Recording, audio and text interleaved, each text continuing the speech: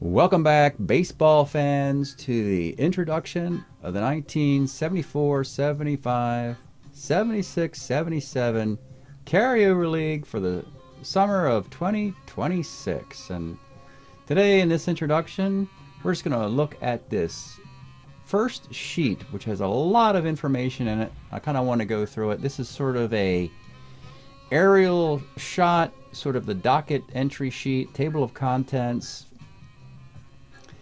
overview of how I can begin the process of organizing the league in the off season. It's by dragging information from other sheets together into one master sheet here.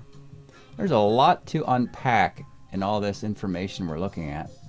It can be complicated, and so I decided I would take some time with this one particular sheet and go through a lot of detail with you and where it gets its information from.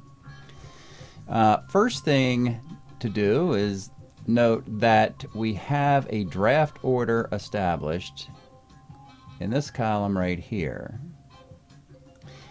These are the teams drafting from 1 to 32.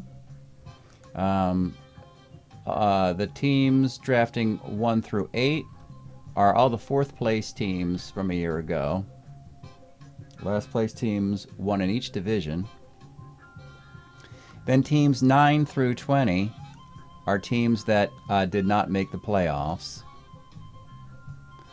And then teams 21 through 32 did make the playoffs. Teams 21 to 24 lost in the wild card round.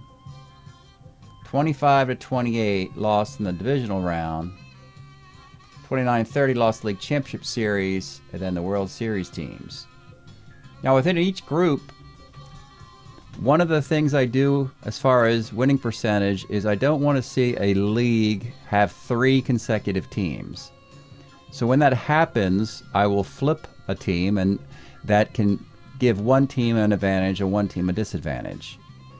As we look at this list, it goes American League, National, National, and then it has to go back to the American League because the worst teams in the American League had better records than the bottom feeders of the National League. So Seattle moves up to 4, Vegas and San Diego move down to 5 and 6, and then Toronto at 7 and 8.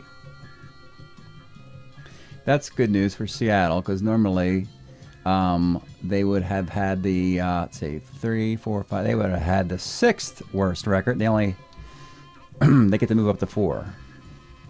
In the next group, we start with the National League team, then an American, then National, then American, then American.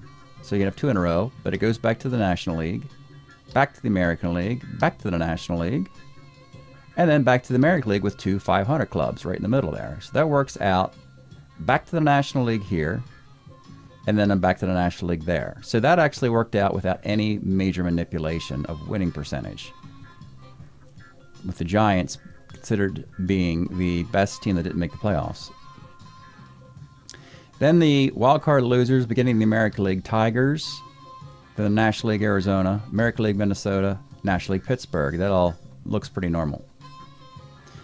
Then, believe it or not, Oakland had such a bad year, but they did get to the divisional round with just a 5-12 winning percentage. They draft 25th. You have to follow up with another American League team because Ohio players also wasn't that lofty. They were only 4 over 500. So back-to-back American Leagues, because you get some really nice National League teams right here. The Mets at 27 playing 574 ball, and of course the biggest stunner of it all, the Cincinnati Reds. They get to draft 28th because they didn't make it to the league championship series. So they're going to have vengeance on their mind, and they're going to have a good draft position, relatively good draft position to do that. So with 2 National League teams there, Baltimore gets fortunate to move past Atlanta in the American League. Atlanta lost to the Dodgers, so they are there. And of course, obviously you have the Dodgers and the White Sox who won the World Series.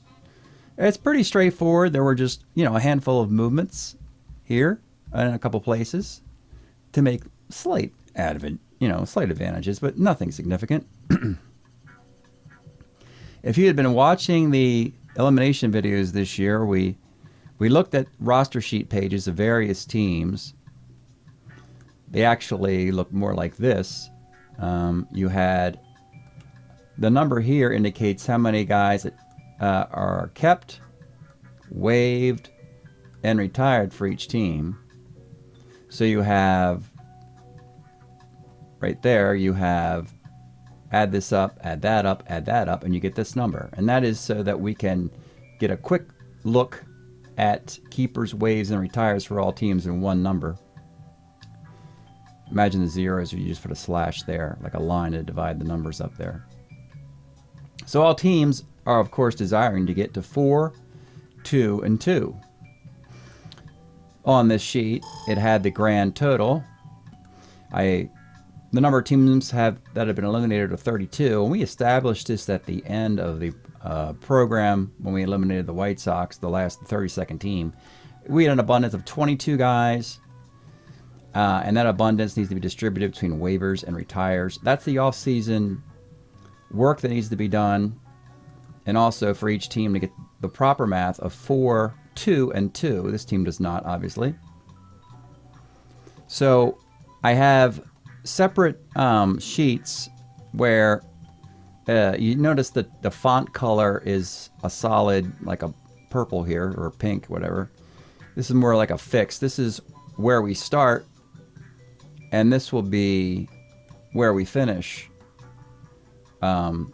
In the with a regular color there, and so going back to the sheet, it references those totals. So if I make a change, it'll change here and here. So this will always let me know where I start. This will be locked in because it's a constant where we start. But every time I make moves, we want to get closer and closer to 40202. So this also has a nice little summation down here. This is net wins, and this is the net number of keep, waves, and retires, net tokens as well. But let's go back up here for a moment. This number, it says 1504957. Okay, we desire this number, 1286464. That's 128 to be kept, 64 on waivers, 64 retires. This is what we want. This is what we have to start with. This actually divides it all up nice and neatly for us. 150 keepers, 49 waivers, 57 retires. And here, even quicker, we know our pluses and minuses. We know we have the plus 22 keepers, minus 15 waivers, and minus 7 retires. It's all right there in one easy glance. That's the same information that's, up here. The 22, 15, and 7. So with this bit of information, we started to make notes before we do anything. We're still making notes and making observations. There are 5 tokens a team starts with in the off season. And then every time they make a move that requires adding or subtracting a token, we'll put a -1. We'll put a -1 for one team and a +1 for another. So the column always is a net 0. And then later on, a column will net 0, but the tokens will accumulate over here. And this will happen all off season as moves are made, and then even during the draft.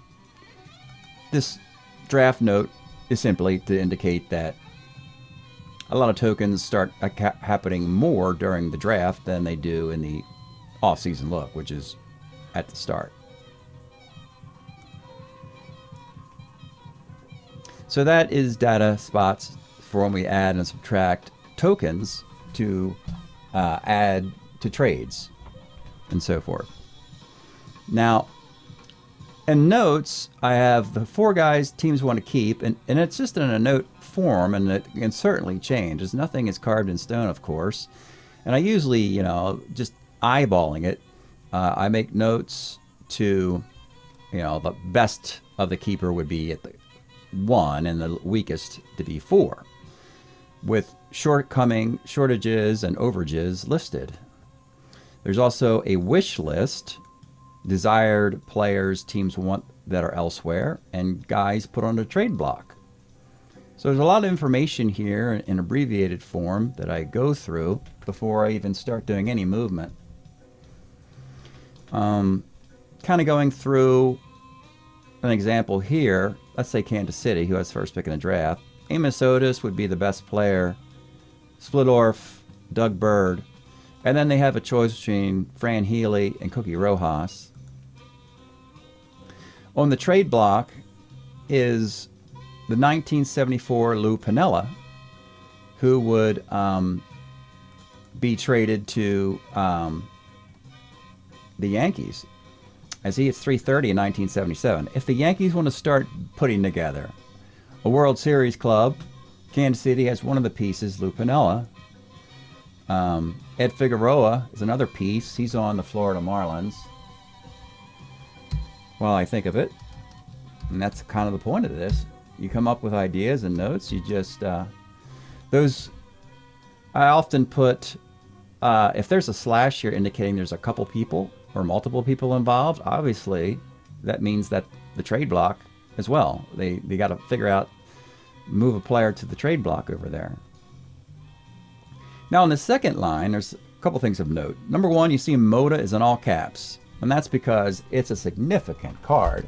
It's the 1977 Moda card hitting 395.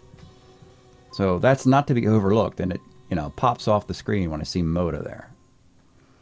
There's also a hole in Keeper 4 here, you'll notice. And I try and make a note that if a team is short, they have to wish for something. They have to have some kind of wish list, So with this particular team, in the wish list here, I put a P just for pitching. They need to acquire pitching for guys who are going to be put on waivers or retired. That would be their fourth keeper. Also, Tito Fuentes is available, we found out, from the Giants. And he has a couple teams desiring his services. The Detroit Tigers, he played for them in '77. And Florida would want him to play second base if they lose Felix Millan. Felix Millan's a keeper, but he's also being dangled in a potential trade with Atlanta, the Atlanta Braves, and the New York Mets, two teams he played for, who are in the same division, are in the need of a second baseman. So Felix Millan is this is what you want. You just want two guys bidding for the services of one of your players to get that bidding war going. So Millan might likely be traded, and they would lose their second base, and it'd be nice if they could replace their second baseman with another guy in Fuentes. You see also 76 Figueroa's there. That's a big trade. So if this team's able to do these things, Florida, add a 395 hitting Manny Mota, move Figueroa to the Yankees and get a haul in return, fleece the Braves or Mets in a trade for Felix Millan, a slick-feeling second baseman, it's 280, 290. Now that could really help a downtrodden franchise like Florida. Moving on, Fergie Jenkins is on the trade block for the Cubs. That's to the Texas Rangers. Basically, they held on to the Texas Ranger card, and the Texas Rangers are frankly frustrated with that fact, and so, yeah, that's going to happen. Fergie Jenkins will be traded to Texas this offseason after extending his stay, as we like to say. He had an extended stay in Chicago. And again, in the column here, they have to decide between Del Unser and Bill Bonham. So obviously the other guy is on the trade block. Now, here's a dire situation for Seattle. Remember, they moved up a couple spots in the draft. That was nice. But the third keeper, Morales and North are good players. They have good cards. The third option here, Kubiak has got an okay card. He's a utility player, but it doesn't matter that much. You can find utility players. So I put a little down arrow there suggesting that he's just there because they don't have bodies. And they have a vacancy there. So on their wish list, in all caps, is ANY. We just got to find stuff. They are in this predicament. California's in this predicament, oddly enough. Looking for, please, help. And so they're going to look and keep their eyes open. They might be able to also sit and wait and see what trickles off of this overage of keepers. There's plus 22. Some guys are just going to fall into waivers and they can scoop them up before they get there by making a deal with those teams. It might involve a token or two, but they can scoop those up moments before they go on waivers, before they go through the waiver claim in the draft. So that's what they have to look forward to. I think this Stins is a reference to Bob Stinson, who was a big... his card comes up. He played for the White Sox and did very well for them, but he plays for the 77 Seattle Mariners as a switch hitting catcher. So really, the Mariners need help. So hopefully he ends up on Seattle to help a downtrodden franchise like that. Moving on to the next team, Vegas. Bavacqua is an outlier card in 77 with a 333 batting average, like 100 at-bats with plenty of power. This team is the worst offense in the league. That one player as an extra player currently is in possession of the Milwaukee Brewers. They really should think of getting something for the offense. I know this team likes to pride themselves on defense, but they need a player on the cheap who performs, and that's the case of Bavacqua. He's not a traditional all-star or anything. He just has an outlier year where he's off the charts. So Vegas can dangle Tommy Davis, their DH, for another DH type player. Some teams just don't think like they're going to do a lot. Next couple, Padres, there's not much notation. However, on their trade blocks, the Padres have Ben Oglivie. We know he's a Brewer, but they have a 74 card. Toronto has 75 Bert Hooton, and I think the Dodgers would like to get him if they could. Toronto is no stranger to trades. They often do this. They find talent, and then a team wants their talent, and they're like, okay, you can get Hooton, but you're going to have to give up a lot to get him. Cleveland has an interesting situation with a couple lefties in the bullpen. Two of them. They want to get rid of one because they're not attached to Cleveland. Tom Hilgendorf and Ramon Hernandez. I believe the Pirates are interested in reacquiring Ramon Hernandez after letting him go. Portland has a really nice extended list of players. Bob Montgomery, I have a year written here if I know it stands out. And 77 Montgomery, 77 Ted Martinez have two great years here, which means you can't take another player from that year. Carbo's over here. He's got a good year in 75. Also 77 with a question mark because you can't get that year, which means maybe he gets traded. Cater. So 74 McGraw, a slick fielding first baseman. Ron Bloomberg, Nellie Briles, Bernie Carbo, all in the trade block for a nice, decent Portland team who don't have many glaring rosters to fill. They just have a bunch of players all popping at the same time. So they're going to be a big part of the trade scenarios. Carbo might end up on the Colorado Rockies. They like guys who hit homers, walk, and strikeout. Carbo does that a lot in the later part of his career. McGraw is a nice... He's only got 1 year left in 74. But he's a 2 first baseman who is full-time. He hits lefties better than righties. He's an excellent defensive first baseman and everyday player. That is a great find for somebody who has an older first baseman out there. That would be a nice pick, and he's being dangled. And again, here it is, the case of the Angels. So there's Ryan. Bobby Valentine's number 2, and I put the down arrow, meaning that he's just a guy. 2 open spots. Anybody, please. California. We'll take whatever scraps you have left because it's better than the guys we're going to waive or retire. They have Mickey Rivers to dangle in front of the Yankees. That should happen. It's almost guaranteed to happen. You just got to figure out a way of getting the Angels better. And the Yankees, frankly, they got to make a move Again, we're getting into 2 World Series years, 76 and 77. So the Yankees have to start getting Lou Piniella, Mickey Rivers. They're not going to get Reggie. Reggie's not going to be traded. Oakland's going to hold on to him. But at least Rivers and Piniella and Figueroa, if you can get those 3 guys, the Yankees might start looking like a George Steinbrenner team. Colorado had, again, a hole here. So they have a wish list of Bernie Carbo. Also, Wayne Nordhagen, they have him in their farm system with a 77 season that's really good. He was a part-time player for the White Sox. White Sox have an abundance of riches. They could afford to lose Nordhagen. They already have Lamar Johnson doing kind of the same thing. Expos. These are Expo guys, too. Rogers, Bailey, Fairley, Renko. But Bob Reynolds was a Baltimore pitcher they got in the Dave McNally-Singleton trade, and he's got 1 good year left. The Yankees are the M&Ms, Meditz and Munson and Mercer and McDaniel, 4 M's. And on their desired list, though, Figueroa, Piniella, and Rivers. Here's the thing.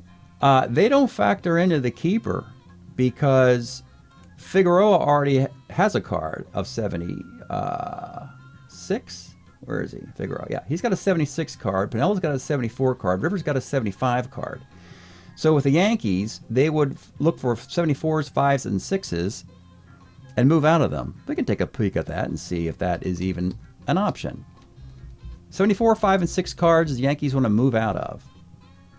I believe Gene Locklear is a 75 card that hits 320. So that's part he'll be leaving. And that's a nice card to get for one of those teams. Elliot Maddox could leave. He's got a great 74 card. Top 10 MVP votes, a slick fielding outfielder. That creates an outfield spot for Piniella and Rivers with terrible defense, but these are the Yankees, and there you are. 76, Greg Nettles, Willie Randolph. They don't have the spot yet for that. They're going to hold on to them. But anyway, we just saw 2 ways to create space on the Yankee roster for World Series players. Cardinals seem very content with their list. Smith, Gibson, Curtis, Tommy Harper's here. They have Joe Torre on the trade block with his 74 card. Mets are listening. Because they want to bring up Gary Templeton or Keith Hernandez in 77. Torrey should go to the Mets, though the Mets have Wayne Garrett at 3rd.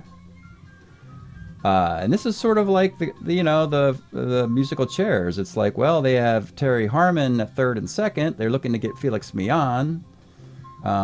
Wayne Garrett, who is at 3rd, could move to 2nd if you add Torrey to play 3rd. Or Torrey could play first base for the Mets. You got Milner there. You got Tony Saleta there. You already moved out of Ed Kranepool.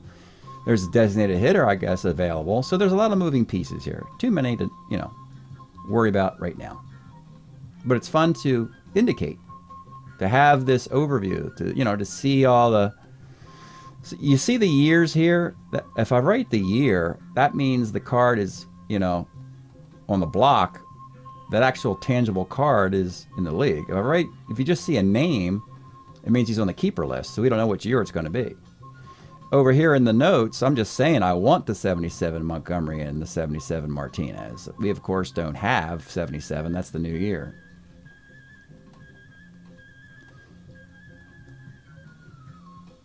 Milwaukee has George Scott, Darryl Porter, Colburn. They're still waiting on the young guys. Molitor. I don't know if Molitor arrives in 77 or 78. I know he's got a good 79. Don Wilson. They have the rights to Bavacqua. They'll practically trade him to the highest bidder, Las Vegas, or if somebody wants to outbid Las Vegas. Houston's got a fun offseason. Cedeno, a left-handed starter, Dave Roberts, who they practically should keep, but they have a logjam. Roger Metzger's a 1 shortstop in 74. You can't get that on waivers. That's not going to work. He'll be taken. So you better hold on to him as a 1 shortstop, which means you've got Tommy Helms, Joe Ferguson, and Tom Griffin, and Frank Robinson. Now, Frank Robinson is the Hall of Famer that someone is going to want. Reds, Orioles, Indians, a new team. But a Hall of Famer, Frank Robinson, that would be desirable.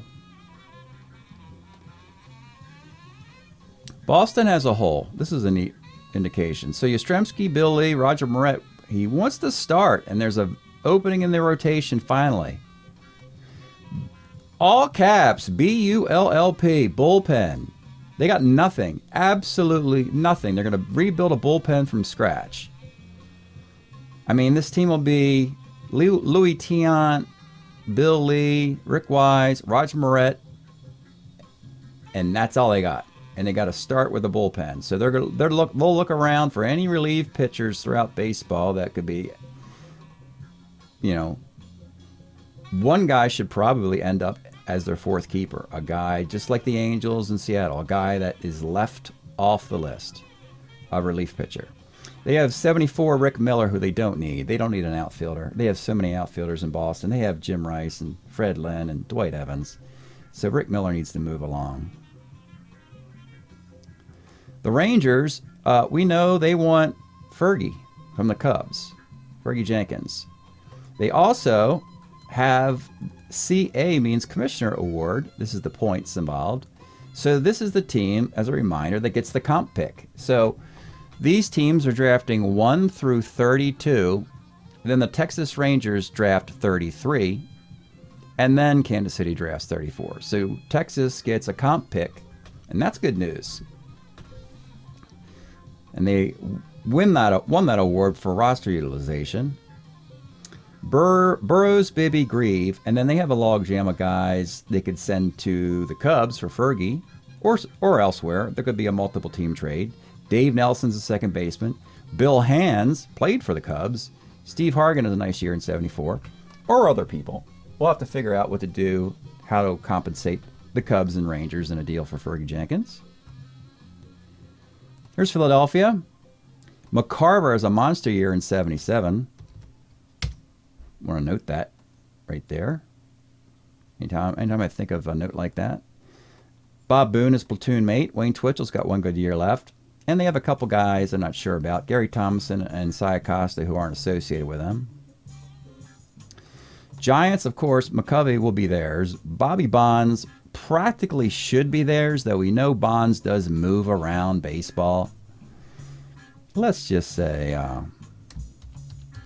it's obviously two ways to play it. Leave him alone. Let him play for the Giants, and let's call it a career, right? Let him stay there to 1980. Or go through all those trades and transactions to teams who you get a short-term fix, but then he's gone. He's decent with the Yankees, decent with the Angels, decent with the Rangers. I believe he's decent with the White Sox. He's always good at these spots, but it's a headache to constantly keep trading this guy. Now, if you were going to trade the guy and you wanted to be innovative, you'd trade him to an expansion team who would hold on to him for dear life. How about Florida? Remember how weak they are? What if you put Bobby Bonds and Manny Mota and the 395 card of Mota on the same team and left it alone for the next 4 years? That would create a lot of headaches for the rest of the National League East. That's a thought. How about the Ohio players? They're an up-and-coming expansion team. They had a winning record. I could see Bobby Bonds there. So I will put him here just because historically it's almost like I'm forced to have to trade the guy, even though I kind of like the idea of leaving him with the Giants. I really do. But then you're going to have Jack Clark coming on board. You already have Von Joshua, Larry Herndon, Gary Matthews. I mean, you already have a glut of outfielders, so maybe it's best for Bonds to move along. You see they have Fuentes as a fifth keeper. Again, too many keepers. Tigers have hit that wall where the cookie jar is coming up empty. There's nothing left and everybody got old, and there's nothing coming up. It's John Hiller, Jim Northrup, and Al Kaline all past their prime, and an empty spot. And they're bidding for Tito Fuentes with the Marlins because he played for the Tigers in 77. Whitaker and Trammell. So Trammell arrives. Whitaker does not. So Trammell has to play a year with Fuentes, traditionally. Whether that happens here, we're not going to know yet. It's part of this process. Arizona, again, an uppercase word. It's Fried. That's Roger Fried. 77 Roger Fried card, a 398 card. Big impact for an expansion team like Arizona. He was sent to them in the expansion draft. That's a big win for a bad team. And you're thinking, that's not fair. And it's like, one guy is not going to get a team to a World Series. It's a total team effort, and there's just not enough guys like that to get below average teams like Arizona, you know, beyond winning their division and then losing in the next round in the wild card round. They do have a glut of guys that would be interesting. Mike Hegan, Reggie Cleveland, Bob Moose. They want to hold on to Steve Stone because eventually he'll have a Cy Young card with Baltimore in 80. Dave May, Merv Retman have nice cards. Moving on to Minnesota, I've got Carew, another all caps. And why is that? Well, 1977. Carew hits 388. That 77 set is dynamite, folks. It's just because of the expansion of Seattle and Toronto, you have some ridiculous offensive performances. Blyleven Singer, and then Oliva will only play for the Twins, which means that you may have to say goodbye to Steve Bry. Pittsburgh has a hole. Stargell, Zisk, Justy, all from the World Series years. They need a left-handed reliever, and they let their guy go because he had struggled, Ramon Hernandez. Cleveland would be dangling him. Hilgendorf and Hernandez, a couple lefty relievers. So the Pirates might want their guy back. They have Randy Moffett, a giant player, available. Okay, Oakland, in drafting 25th with a bad year. And here's a case where it's Jackson, Holtzman, and Fingers carved in stone. But here, in uppercase, because they are going to lose a really good Oakland player, and they can't do anything about it. Sal Bando or Gene Tennis and Dick Green. Dick Green's not going to make it through waivers. It's not going to happen. So they're going to lose all three of these guys, or they're going to lose two out of these three guys. So they have to make a deal. They've got to find a home for Sal Bando, Gene Tennis. So Sal Bando will play for Milwaukee, but not until 78. Gene Tennis will play for the Padres. Both those teams are needy, of course. And it's a kind of a shame, really. On the Oakland roster, they do have a third baseman, Steve Olivares. They do have a catcher, Duffy Dyer. They just got to find platoon partners, dance partners. That's a shame. And you hope this doesn't happen, but it does. And there's no practical way of making it work. There's no practical way of getting Jackson, Holtzman, Fingers, Bando, and Tennis on Oakland when all are up at the same time. And they are guilty of, a year ago, they could have moved any of these five guys into a future year of 74, 75, and 76, and they didn't. And the reason they didn't is they were trying to win the back-to-back World Series, and Reggie gets the MVP in 73. Holtzman's best year is 73. Fingers is 73. Bando and Tennis is 73. They probably should have moved Dick Green into the 74 card, or that won't even matter anyway. They needed to have added one of these five names into a future year, and then the remaining four would have all been the keepers this year, and then all five of these players would have been on Oakland. Ohio players: Dreesen, Bill Robinson, Carlos May, Tom Hall. Nothing really special. Sometimes when teams don't have a big wish list, don't have a big trade block, but leave them blank. We like to have some blanks mixed in there along with the trade blocks and wish list teams. Mets. Tom Seaver, Bud Harrelson is a 2 in 74. I don't think he's going to be a 1 in any of the other years. So we definitely want Harrelson with the best defense we can get. So it could be 74. Jerry Koosman. So these three. Then it's Milner And there's 4 slash marks because it's Milner or Max Garce or Don Hahn or Harry Parker. So there's 4 guys, and this isn't going to work. Moreover, looking at the talent level of these guys, I don't think the Mets are going to get anything for these. They're going to end up on waivers or something.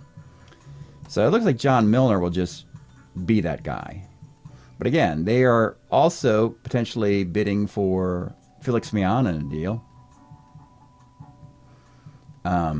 They're also thinking about Joe Torre. You could add Milner in the 74 year and then send that to the Cardinals for Joe Torre, because you already have a left-handed first baseman, Tony Saleta. You could theoretically platoon him with Joe Torre, a right-handed hitter. Wayne Garrett is a left-handed third baseman. Torre could also play on that side. And then we have this nice little stretch right here. Cincinnati, Baltimore, and Atlanta, who they disconnect the phone. They know what they're doing. Pete Rose, Tony Perez, Dave Concepcion, and Jack Billingham. And there's nothing else beyond that. There's no wish list. There's no trade block. They do it all internally. Baltimore, Ken Singleton, Al Bunbury, Lee May, Grant Jackson. Atlanta, Hank Aaron, Dusty Baker, who is still their property. He's not a Dodger yet. Darrell Evans, and a Davey Johnson card that is with Atlanta that they're going to snipe the 77 Philadelphia card from them. So these teams are almost done, or they're non-participants in the offseason. It's kind of a shame because normally when we do this process of how do you start trades, how do you start, where do you start? You start with Team 1, Kansas City, and they start the meeting and they start moving stuff around. Probably the first thing they'll do is they'll talk to the Yankees about Lou Piniella. It might be the first thing that happens. But it starts with usually the worst teams in the league reaching out to the best teams in the league, knowing that they have the abundance of talent and they have the shortage of talent. But in this particular case, the Reds, the Orioles, and Atlanta, they're not going to offer up anybody. And so these teams are going to have to look elsewhere. The good news is, beyond them, the Dodgers and the White Sox, the World Series teams actually have a flood of players. Very intriguing. So let's move there next. The Dodgers. And again, you have the numbers here of 6, 6. So we know it's +2 and +2.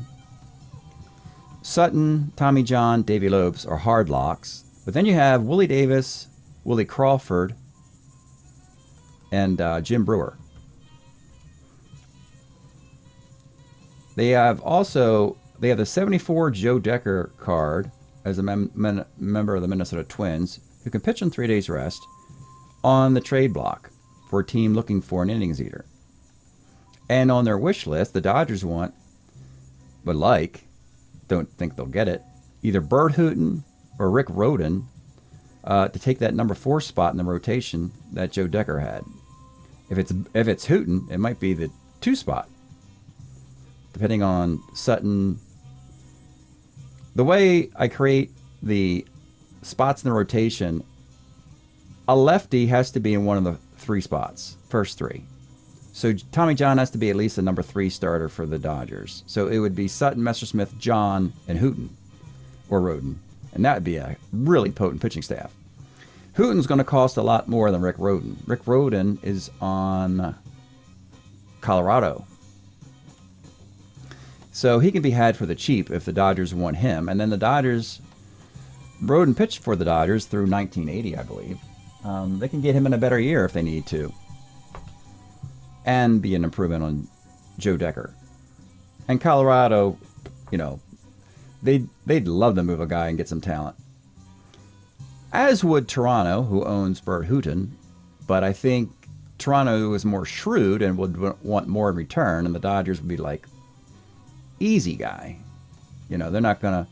I mean, if the Blue Jays would want Willie Davis for Berhooten. Maybe Willie Davis and Joe Decker for Berhooten, since they're losing a pitcher. That's a lot. But that's Toronto. Roden will be much cheaper. Probably any player for Roden would work. And lastly, it's the White Sox. And as a world champion, they don't have a wish list, really. They have an abundance of nice guys they have to move on from. So Dick Allen is a lock. Wilbur Wood's a lock. The next guy is Tony Muser, who is simply more roster ready than the next three guys after him. Muser is a .295 hitting, slick fielding first baseman, and they have a need for that. The next three guys are Bill Melton, Buddy Bradford, and Bob Stinson. And Melton's game is really starting to fall down a bit. His defense, average power, it's all falling, and as such, they're willing to let him move on. Buddy Bradford has only one more car that hits left-handed pitching only, which doesn't have as much value as Tony Muser hitting righties.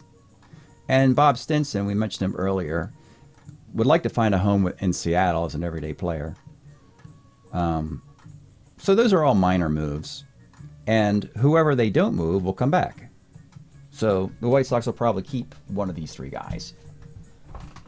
And again, this is all to be determined because the way we do this is we'll start with teams 1 through 8 in one evening and start making all the transactions and then stop.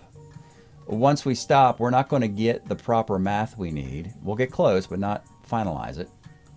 And then in the next evening we get together, we'll do teams 9 through 16 because it takes a couple hours to start making these transactions and so forth. And then there'll be a third installment, teams 17 to 24. And then teams 25 to 32, and then after that, go back up, top down, and then get everybody's accounting together. Make sure everybody at this point realizes, oh, I have 5 keepers. Nobody wants my guy. That keeper has to either be retired or put on waivers, and then that's just buttoning up the very end of the process. But the good news about this is every time I move a card by moving a row here and changing the values over here, I can change the values over here to their new corresponding teams, report the trades over here. This will automatically do the accounting for me now. I've got formulas to keep track of that. This will stay a constant. This will be the variable. This is a reflection of what happens over here. And so as I'm doing this process, eventually this will be 0, 0, 0, and this will be 128, 64, 64. So those are the numbers, as you can see right there. And those are the numbers that are desired, and we'll incrementally get to them. And it'll take, 4, 5, 6 evenings over a couple weeks just to get a rudimentary beginning of how a draft could start.